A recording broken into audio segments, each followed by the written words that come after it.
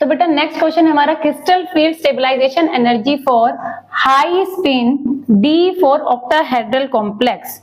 ठीक है बेटा, अब उसने मुझे क्या दे दिया, हाई स्पिन दे दिया है, D4 दे दिया और ऑक्टाहेड्रल दे दिया। उसने तीन बेटा क्या बोलती हैं, हमें गिवन चीजें दे दी हैं। हाई स्पिन का मतलब क्या होगा बेटा, हाँ जी, हाई स्पिन का मतलब क्या होगा बेटा कि मेरे इलेक्ट्रॉन्स कैसे हैं, ज्यादातर अनपेयर्ड है ना। हाई स्पिन लो स्पिन हमने करा था ना। हाई स्पिन का मतलब क्या है बेटा, मेरे इलेक्ट्रॉन्स कैसे हैं, अनपेयर्ड है। अनपेयर्ड इलेक्ट्रॉन्स का मतलब बेटा मेरा जो लीगेंड है वो कैसा है, मेरा वीक लीगेंड है, कि वो पेयरिंग नहीं करा पाया है। ठीक है, तो वीक लीगेंड के केस में बेटा हमारे पास क्या होता है, जो डेल्टा नॉट होता है वो क्या होता है, बहुत ही कम होता है ना। वीक लिगेंड है तो डेल्टा नॉट जो है वो कम है, पेयरिंग एनर्जी क्या है, ज्यादा है। देखो इसी तरीके से बेटा हमें क्वेश्चंस में से ही हिंट लेने हैं। ठीक है, सारे हिंट आपको क्वेश्चंस में दिए होंगे, बस ये नहीं करना कि अरे ये क्वेश्चन थोड़ा सा अलग है। पास क्या है, delta nought is less than P, ये हमें पता चल गया। कहां से पता चला, हाई स्पिन से पता चला। तो बेटा जब हमारे पास ये होगा तो D4 के हमारे पास बेटा कॉन्फ़िगरेशन क्या होगी, 3 मेरे नीचे हैं, 2 मेरे ऊपर हैं। क्या होगा बेटा, 1 2 3 और 1 इलेक्ट्रॉन मेरा फटाक से क्या हो जाएगा, ऊपर चला जाएगा। क्यों, क्योंकि डेल्टा नोट क्या है, मेरा काफी कम है। अब वो मुझे कह रहा है कि क्रिस्टल फील्ड स्टेबलाइजेशन एनर्जी बतानी है मैंने, यानी कि CSFE का मैंने कैलकुलेशन करना है। कैसे करेंगे बेटा कैलकुलेशन, हमें पता है कि जो मेरा बेटा T2G होता है ये कितना होता है, it is 2/5 of delta not, और ये कितना होता है बेटा मेरे पास 3/5 ऑफ डेल्टा नॉट। तो बेटा crystal field splitting energy calculate करने के लिए हमारे पास फॉर्मूला है CFSE इज इक्वल्स टू, जितने भी मेरे इलेक्ट्रॉन है T2G में, ठीक है, number of electron in T2G multiplied by T2G की एनर्जी कितनी होती है। ठीक है, कितनी होती है हमारे पास 2/5 ऑफ डेल्टा नॉट प्लस, ठीक है। अब बेटा ये जो एनर्जी होती है ये होती है हमारी लेस वाली, तो ये क्या होती है हमारी माइनस में होती है, ये है ना। स्टेबिलिटी होती है ना, स्टेबिलिटी मतलब क्या होता है, हमारे पास माइनस होते हैं, एनर्जी कम होती है, और ये वाली एनर्जी हमारी क्या होती है, प्लस होती है। तो फिर से बेटा number of electron in Ag into 3/5, बस इसमें बेटा पुट करो T2G की वैल्यू, n इंटू T2G क्या हो जाएगा मेरा 3 हो जाएगा। नंबर ऑफ इलेक्ट्रॉन्स कितने बेटा मेरे पास 3 है, 3 into minus 2/5 plus number of electron in Eg कितने बेटा मेरे पास 1 है, प्लस 1 इंटू 3/5। आगे बेटा आप कैलकुलेशन कर सकते हो, ये कितना आ गया माइनस 6/5 प्लस 3/5, तो ये कितना आ जाएगा मेरे पास 5 माइनस 3, तो माइनस 3/5 डेल्टा नॉट। ठीक है, तो ये कितना आ जाएगा, ये अप्रोक्सीमेटली आ जाएगा मेरे पास माइनस 0.6 डेल्टा नॉट। ठीक है जी। नेक्स्ट है बेटा the CFSE for octahedral complex.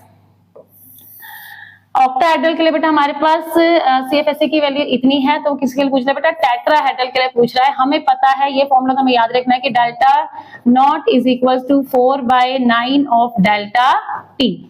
ठीक है, अगर आप बाई चांस फॉर्मूला भूल भी गए हो तो भी आपको इतना तो ध्यान रखना ही है कि बेटा ऑक्टाहेड्रल के लिए एनर्जी ज्यादा होती है, टेट्राहेड्रल के लिए एनर्जी कम होती है। तो 18,000 से एनर्जी किसमें हमारे पास कम दे रखी है, ये 16,000 है, इतनी भी कम नहीं होती, काफी ज्यादा कम होती है। तो हमारे पास ऑप्शन क्या आ जाएगी, C। नेक्स्ट है बेटा 1 mole of CrCl3.6H2O compound reacts with excess AgNO3 solution to yield 2 moles of AgCl। 2 moles बन रहे हैं बेटा AgCl के, तो हमें बताना है स्ट्रक्चरल कॉम्प्लेक्स का फॉर्मूला क्या होगा। हाँ जी, क्या करेंगे, अभी हमने पहले भी क्वेश्चन करा था। 2 मोल्स अगर AgCl बन रहे हैं, यानी कि हमारा जो स्क्वायर ब्रैकेट है उसके बाहर कितने Cl होने चाहिए, 2 Cl होने चाहिए। जल्दी से देख लो किसमें हमारे पास 2 Cl है, पहले में ही हमारे पास 2 Cl है। ये देखो बेटा, ये हमारा कॉम्प्लेक्स के बाहर कितने हैं, 2 Cl हैं। इसमें कॉम्प्लेक्स के बाहर क्या है हमारे पास, एक भी Cl नहीं है। इसमें कॉम्प्लेक्स के बाहर मेरे पास क्या है बेटा, एक ही Cl है सिर्फ, तो ये भी गलत हो जाएगा। इसमें कॉम्प्लेक्स के बाहर मेरे क्या है बेटा, 3 Cl हैं, तो ये भी मेरा गलत हो जाएगा। हमें कितने चाहिए, सिर्फ 2 ही Cl हमें चाहिए। नेक्स्ट है बेटा हमारे पास, ये हमने भी क्वेश्चन कर लिया था बेटा पहले ही। What will be the correct order of absorption of wavelength of light in visible region for the complex CO, ये COCN6 है बेटा, COCN6 + 3। ठीक है, सॉरी -3, ठीक है, COCN6 -3, CONH3 6, COH2O 6, ठीक है बेटा। तो इसमें हमें क्या ध्यान रखना है, हमें ध्यान रखना है कि बेटा जितनी हमारा कॉम्प्लेक्स जो हमारा लिगेंड है जितना ज्यादा स्ट्रॉन्ग होगा, ठीक है, लिगेंड जितना ज्यादा स्ट्रॉन्ग होगा वो क्या करेगा, उतनी ही हाई एनर्जी को एब्जॉर्ब करेगा, और एनर्जी अगर ज्यादा होती है बेटा तो रेडिएशन की जो वेवलेंथ है वो क्या हो जाती है, हमेशा कम हो जाती है। क्या बताया हमने बेटा, स्ट्रॉन्ग लिगेंड क्या करेगा, एब्जॉर्ब करेगा मोर एनर्जी, ठीक है, तो हमारे पास क्या होगी बेटा, लेस वेवलेंथ रेडिएशन होगी। ये चीज हमें ध्यान रखनी है, ठीक है। और स्ट्रॉन्ग लिगेंड हमें पता है बेटा, इनमें से कौन है हमारा सबसे स्ट्रॉन्ग लिगेंड, CO मेरा सबसे स्ट्रॉन्ग लिगेंड है, ठीक है। उसके बाद कौन है बेटा मेरा, उसके बाद है मेरा NH3। आपको अपनी स्पेक्ट्रोकेमिकल सीरीज यहाँ पे थोड़ा सा ध्यान रखनी है भाई, ठीक है। तो ये मेरी बेटा स्ट्रॉन्ग लिगेंड्स का सीक्वेंस है। तो हमें किसमें पूछ रखा है, वेवलेंथ ऑफ लाइट के बारे में पूछ रखा है। तो वेवलेंथ ऑफ लाइट किसकी ज्यादा हो जाएगी, वाटर के लिए ज्यादा हो जाएगी। वेवलेंथ फॉर वाटर सबसे ज्यादा होगी, वेवलेंथ फॉर अमोनिया वाला complex, and then wavelength for CO वाला कॉम्प्लेक्स।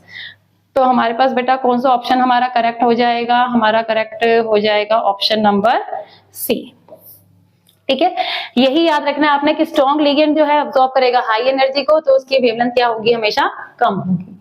नेक्स्ट है बेटा हमारे पास the absorption maxima of several octahedral complex ions are this, the crystal film splitting energy. Same वही बात है बेटा हमारे पास, फिर से देखो टेबल की फॉर्म में ही है, बट क्या बोला उसने कि ये हमारी डिफरेंट डिफरेंट कॉम्प्लेक्स हैं, उन्होंने इस वेवलेंथ को एब्जॉर्ब किया है, ठीक है।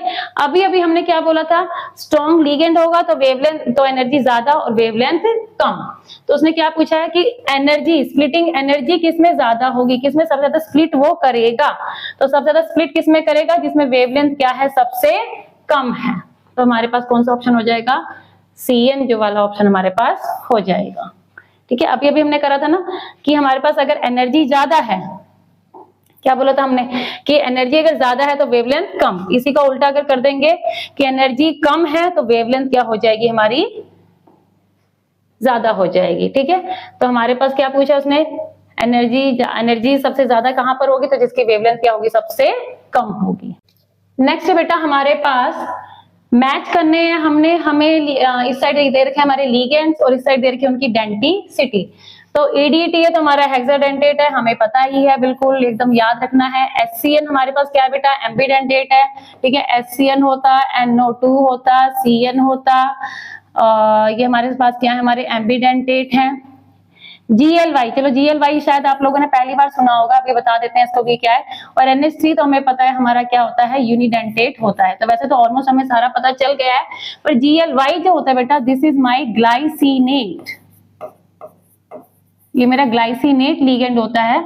और ये डाइडेंटेट होता है बेटा, कैसा होता है, ये होता है हमारे पास NH2 CH2 C double bond O negative. तो एक बॉन्ड बनता है मेरा N से और एक बॉन्ड बनता है मेरा बेटा C यहाँ से, O से। ये आप ग्लाइसिनेट जो है ये आप पढ़ोगे अपने chapter number 10 of your +2 class, आप पढ़ोगे ग्लाइसिन अमाइनो एसिड पढ़ोगे आप, which is the simplest amino acid, ठीक है। उसी की फॉर्म है हमारा ग्लाइसिनेट, ठीक है। यहाँ पे H हट जाता है तो ये हमारा बन जाता है ग्लाइसिनेट, ठीक है जी। अगर सपोज बेटा अगर कोई ऐसी चीज आ भी जाए जो आपको नहीं पता है, तो ऐसी टेंशन वाली बात नहीं है, आसपास देखो कुछ ना कुछ ऑप्शन तो मिल ही जाएगी, ठीक है। नेक्स्ट बेटा, what type of isomerism is shown by, हाँ जी सब लोग आंसर देंगे। कौन सा आइसोमेरिज्म होगा, कैटायन भी हमारे पास कैसा है, कॉम्प्लेक्स है, एनाइन भी कॉम्प्लेक्स है।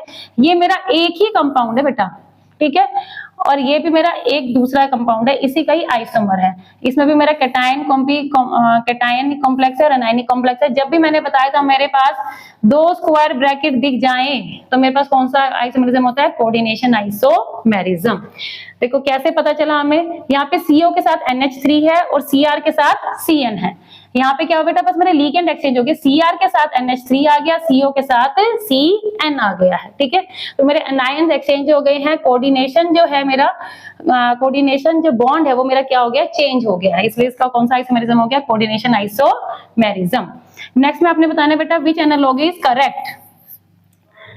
भाई इन चीजों में थोड़ा सा ध्यान रखना, कई बार ना बच्चे पूरा पढ़ते ही नहीं है, करेक्ट इनकरेक्ट ऐसे ही बस फटाफट करने के चक्कर में गलत कर देते हैं क्वेश्चन। तो आपको करेक्ट वाला बताना है बेटा। इसमें बेटा ये हमारा एनाइनिक कॉम्प्लेक्स है, कॉम्प्लेक्स मेरा क्या है इसमें एनाइनिक है, ऑफकोर्स -4 चार्ज है तो ये मेरा ठीक है। ये मेरा क्या है बेटा कैटाइनिक कॉम्प्लेक्स है, नो। ये भी मेरा क्या है, यहाँ पे देखो ये मेरा कैटायन है तो ये मेरा क्या हो गया एनाइन है, तो ये हमारा ऑप्शन गलत हो गया। PTNS3 ये ऑक्टाहेड्रल है, ठीक है जी।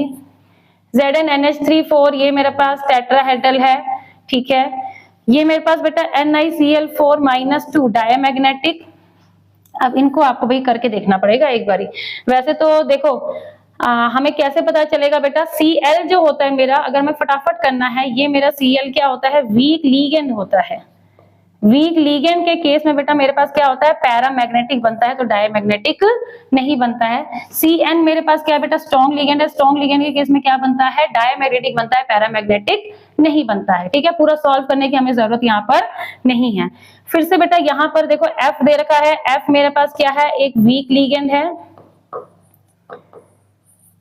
ये बना रहा है मेरा लो स्पिन कॉम्प्लेक्स, नो।